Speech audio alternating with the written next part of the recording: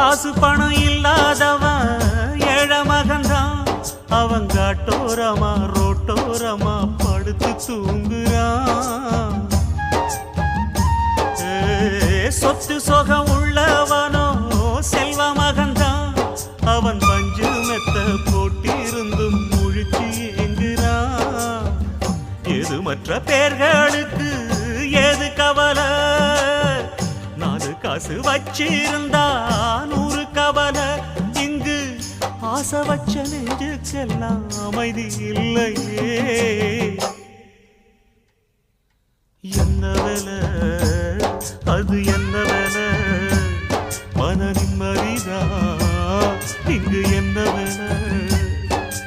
எந்த கடை அது எந்த கடை, அதை விற்கிறது இங்கு எந்த கடை.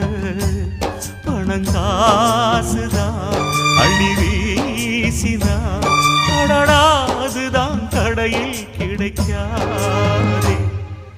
என்ன வேலை அது என்ன வேலை, மன நிம்மதி